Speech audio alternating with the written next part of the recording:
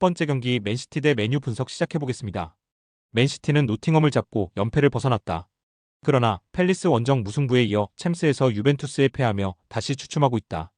자해 의심까지 나온 과르디올라가 인생의 마지막 클럽팀이라는 인터뷰를 할 정도로 애정을 쏟고 있지만 선수단의 경기력 기복이 있다.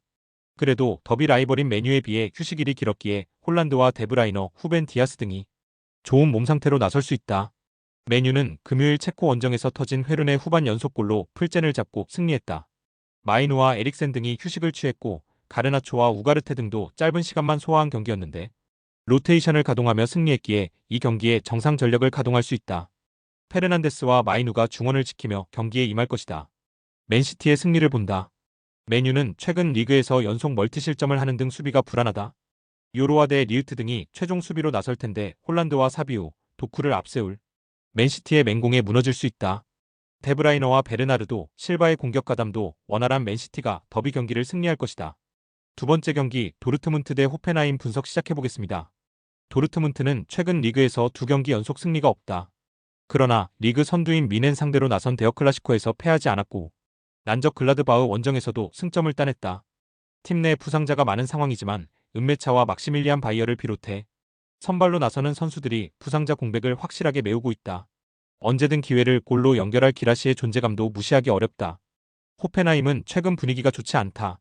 지난 시즌 분데스리가에서 좋은 성적을 내며 유럽 대항전에 진출했는데 이번 시즌 리그 하위권에 머물러 있고 주중 경기에서도 홈의 이점을 살리지 못하며 슈테아우와와 비겼다.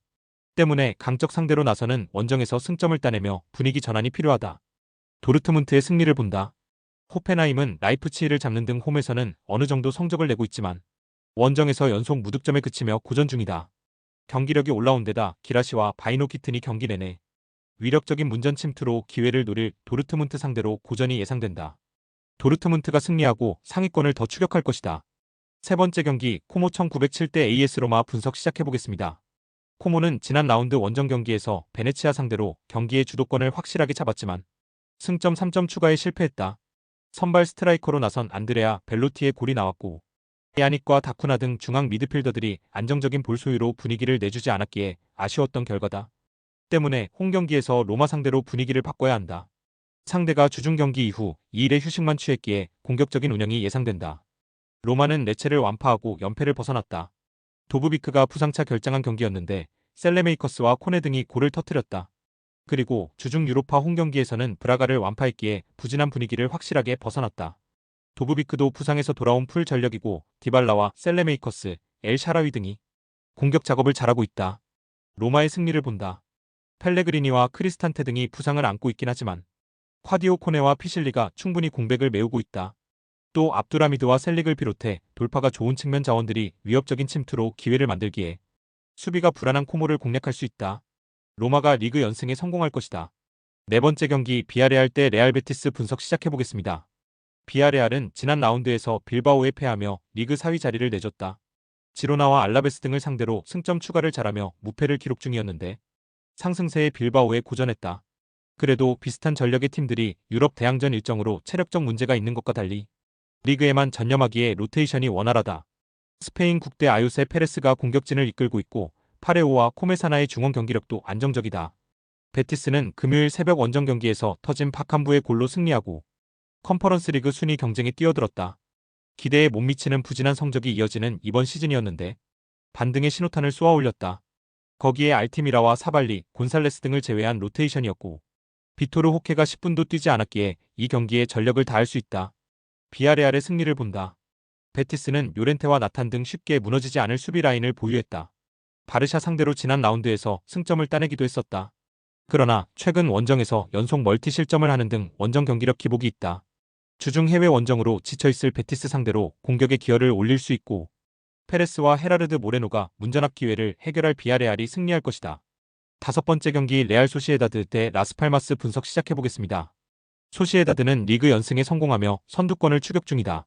빌바오 원정에서 패하지 않았다면 5연승도 가능했는데 그 기간 리그 선두인 바르샤를 비롯해 베티스와 세비야 등 난적을 제압했다. 금요일 유로파 경기에서는 전반에만 3골을 몰아치며 키이우를 잡고 좋은 분위기를 이어갔다. 스페인 국대 윙어인 웨아사발이 2골을 기록했고 베커와 쿠보의 지원도 확실했다. 라스팔마스 역시 연승 중이다. 바르샤와 바야돌리드를 연파했는데 특히 원정에서 연승으로 분위기가 좋다. 시즌 초반 강점인 측면 화력이 나오지 않으며 최하위까지 추락했었는데 확실하게 반등했다. 산드로 라미레스와 모레이로, 비티와 마빈 박 등이 경기 내내 상대 측면을 허물며 팀을 승리로 이끌었다. 소시에다드의 승리를 본다. 주중 경기를 소화했지만 완승을 따낸 데다 로테이션을 가동하며 나선 홈경기였기에 피로도가 없을 것이다. 무뇨스와 아람부르 등이 상대의 측면 침투를 저지하며 쉽게 공간을 주지 않을 것이고 외야 사발과 브라이스 멘데스가 공격을 이끌 소시에다드가 연승을 이어갈 것이다. 여섯 번째 경기 라이프치히 대 프랑크푸르트 분석 시작해보겠습니다. 라이프치히는 지난 라운드에서 홀슈타인을 잡고 연패를 끊었다. 호펜하임과 볼프스 등에 연패하며 리그 2위 자리를 내줬는데 반등의 신호탄을 쏘아올렸다. 챔스에서는 빌라에 패했지만 2골을 터뜨리며 나아진 마무리를 보여주기도 했다. 이 경기는 홈이고 프랑크푸르트보다 이틀 더 휴식을 취했기에 활동량 위주로 경기를 운영하며 승리에 도전할 것이다. 프랑크푸르트는 리그에서 무패를 이어가며 2위를 달리고 있다. 지난 라운드에서 아우크스와 비기며 연승이 끝났지만 그래도 무패를 이어지는 상황이다. 단 라이프치히에 비해 현재 상황이 좋은 것은 아니다. 금요일 프랑스 원정 이후 휴식일이 짧았고 리옹에 패하며 무패가 끝난 상황이다. 순위 경쟁 중인 난적을 만나는 이번 일정에는 패배를 피하기 위한 수비적인 경기 운영이 예상된다. 라이프치히의 승리를 본다. 프랑크푸르트는 해리 케인과 더불어 리그 최고의 스트라이커인 마르무시의 문전한 마무리 능력이 대단하다. 그러나 리옹 원정 혈전으로 인해 베스트 11 중 이 3명이 체력 부담으로 바뀔 수 있다. 바움가르트너와 누사의 시너지가 나오며 공격 전개가 좋아졌고 오펜다가 해결할 라이프치히가 승리할 것이다. 스포츠 당첨의 제일 중요한 건 조합입니다. 각 팀 분석을 잘한다고 하여도 조합을 못할 경우 큰 배당을 가져가지 못하는 거 다들 아실 겁니다. 그리고 유튜브에 조합을 올려드릴 수 있지만 좀 더 자세한 정보들과 배당 흐름 및 각종 이슈 등 경기 전까지 어떻게 될지 모르니 조합을 빠르게 유튜브에 올려드릴 수 없는 점 양해 부탁드립니다. 조합 신청은 아래 고정 댓글 링크로 조합 신청 말 걸어주세요. 금전 요구 및 멤버십 가입 조건 일체 없습니다. 좋은 건 서로 나눠 갑시다.